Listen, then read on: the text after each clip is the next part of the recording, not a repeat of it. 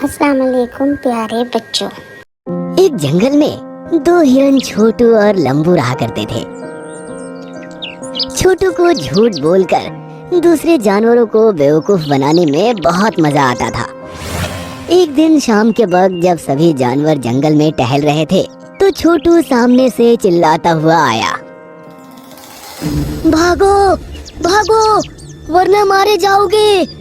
उसकी बात सुनकर सभी जानवरों का उस पर ध्यान गया तो वो उसको देखने लगे। छोटू लंबू के पास आकर रुक गया। हाथी, बंदर और बहुत से जानवर भी वहाँ मौजूद थे। क्या हुआ छोटू, तुम इतने डरे हुए क्यों लग रहे हो? ज्यादा बात करने का वक्त नहीं है। मैंने एक शिकारी को हाथ में बंदूक लिए इस तरफ आते देखा है। अगर तुम लोगों को अपनी जान प्यारी है तो अभी यहाँ से भाग चलो। ये सुनकर सभी जानवर भयभीत हो गए और वहाँ से जंगल के अंदर ही भागने लगे। काफी देर भागने के बाद जब सारे जानवर थक कर रुके और सांस लेने लगे तो छोटू जोर जोर से हंसने लगा।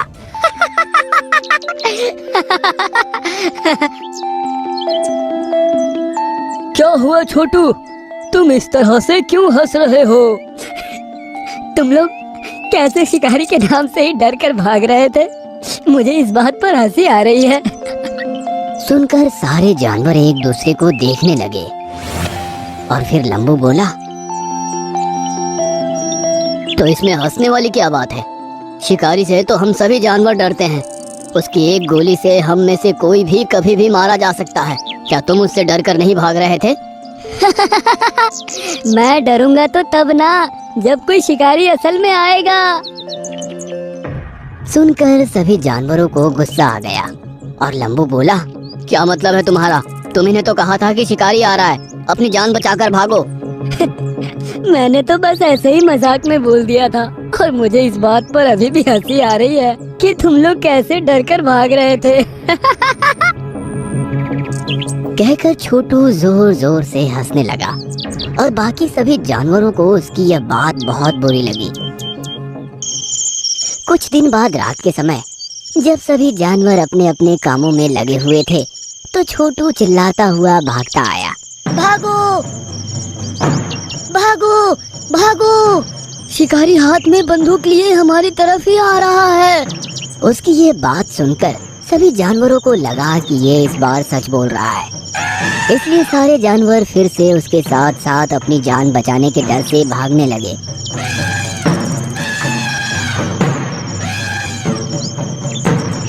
और काफी देर बाद जब सब थक कर चूर हो गए तो रुककर सांस लेने लगे। हिरन को हंसता हुआ देखकर सब हैरान रह गए और हाथी बोला, क्या हुआ तुमको? इस तरह किस बात पर हंस रहे हो? मैंने इस बार भी मजाक किया था। असल में इस बार भी कोई शिकारी नहीं आया। मैं तो बस तुम सबको बेवकूफ बना रहा था। तुम्हारी इस झूठ बोलने की आदत की वजह से एक दिन तुम पर कोई भरोसा नहीं करेगा। लंबू ने कहा और फिर सभी जानवर अपने अपने रास्ते को हो लिए। अगले दिन छोटू जंगल की सरहद पर टहल रहा था। तभी उसको नजर आता है कि एक शिकारी कंधे पर एक जाल डाले जंगल की तरफ ही आ रहा है। छोटू तेजी से भागता हुआ जंगल के अंदर जानवरों के पास पहुंचा। भागो भागो, जंगल में शिकारी आ रहा है, अपनी जान बचानी है तो भागो। सुनकर किसी को भी उसकी बात पर भरोसा नहीं हुआ और हाथी बोला, तुम ऐसा बोलकर हमें पहले भी बेवकूफ बना चुके हो। इस बार तुम्हारी शरारत नहीं चलेगी। लेकिन इस बार मैं झूठ नहीं बोल रहा, उसके पास जाल भी है। सुनकर सभी जानवर उसकी बात को झूठ समझकर वहाँ से चले गए। लंबू वहीं रुका रहा और बोला, चलो थोड़ा टहल लेते हैं। वैसे भी आज तुमको बुरा लग रहा होगा कि तुम्हारी बात सुनकर कोई भी इधर उधर नहीं भागा। कहकर लंबू हंसने लगा और फिर वो दोनों जंगल में टहलने लगे। थोड़ी देर बाद दोनों ऐसी जगह पहुँचे जहाँ चांद की रोशनी ना होने की वजह से अंधेरा ज्यादा था। वहाँ शिकारी ने अपना जाल बिछाया हुआ था। गलती से लंबू का पैर उसमें फंस गया और वो उसको छुड़ाने के लिए छटपटाने लगा। छोटू ने देखा कि लंबू फंस चुका है, तो वो उसको छुड़ाने की कोशिश करने लगा, लेकिन लंबू उस जाल में पूरी तरह फंस गया था और अब वो ठीक से हिलने डुलने लायक भी नहीं रहा। छोटू, इस जाल से मुझे निकालना तुम्हारे बस की बात नहीं है। जल्दी से जाकर किसी जानवर की मदद लो, वरना शिकारी आया तो मुझे अपने साथ ले जाएगा। सुनकर छोटू डर गया और बोला, तुम फिक्र मत करो लंबू, मैं अभी किसी को बुला कर लाता हूँ। कहकर छोटू वहाँ से चला गया और मदद मांगने के लिए इधर उधर फिरने लगा। थोड़ी देर बाद उसको हाथी नजर आया। सुनो हाथी, मेरा दोस्त लंबू शिकारी के जाल में फंस गया है, जल्दी से मेरे साथ चलकर उसको जाल से निकालो। अब बस भी करो छोटू, तुम पहले भी इस तरह सबको बेवकूफ बना चुके हो, लेकिन आज मैं झूठ नहीं बोल रहा, मेरा यकीन करो। मुझे तुम पर भरोसा नहीं है, मैं इस बार बेवकूफ नहीं बनने वाला। कहकर हाथी वहाँ से चला गया।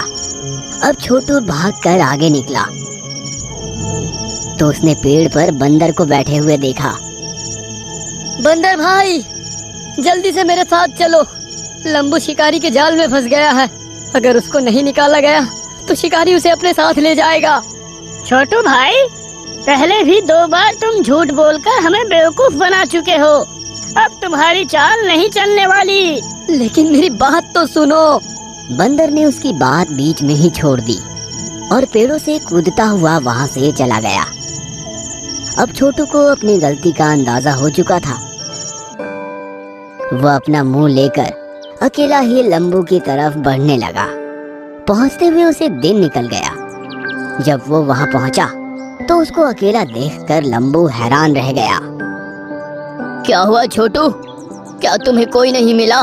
मैंने जिससे भी मदद के लिए कहा, सबने यही समझा कि मैं मजाक कर रहा हूँ। अगर मुझे झूठ बोलकर लोगों को बेवकूफ बनाने की आदत ना होती तो आज वो मुझ पर विश्वास करते। तभी छोटू की नजर पेड़ों पर उछलते कूदते हुए बंदर पर पड़ी और उसने लंबू से कहा, वो देखो बंदर, तुम मुझसे मदद के लिए कहो, कहीं वो चला ना जाए। सुनकर लंबू ने जोर जोर से आवाज करना शुरू कर दिया, जिसको देखकर बंदर की उस पर नजर पड़ी और वो पेड़ से नीचे आकर देखने लगा।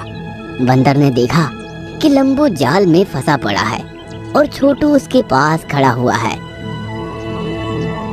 अरे, मुझे तो लगा था कि हमेशा की तरह ये छोटू झूठ बोल रहा है, लेकिन तुम तो सच में फंसे हुए हो। कहकर बंदर जाल को काटने की कोशिश करने लगा, लेकिन वो जाल को टस से मस न कर सका। तुम लोग चिंता मत करो, मैं अभी हाथी को बुला कर लाता हूँ। इस जाल से वही तुमको आजाद कर सकता है। कहकर बंदर वहाँ से चला गया। काफी देर बाद जब वो वापस आया तो उसके साथ हाथी और बहुत से दूसरे जानवर भी वहाँ आ गए। ये देखकर छोटू और लंबू खुश हो गए। हाथी ने अपने मजबूत दांतों को जाल के अंदर डाला और ऊपर उठाया। जाल एक तरफ से हट गया और लंबू आधा जाल से निकल गया। लेकिन जब उसने दूसरी तरफ से शिकारी को आते देखा तो सारे जानवर वहां से भागने लगे। जब शिकारी ने लंबू को जाल में फंसा देखा तो वो खुश हो गया। अब छोटू, जो कि थोड़ी दूर पर खड़ा था, उसने जानबूझकर आवाज करना शुरू कर दिया और शिकारी की तरफ पीठ करके खड़ा हो गया। ये देखकर शिकारी ने सोचा कि एक तो फंसी चुका है, एक और हिरन मिल जाए तो मजा ही आ जाए। कहकर वो छोटू की तरफ धीरे धीरे बढ़ने लगा।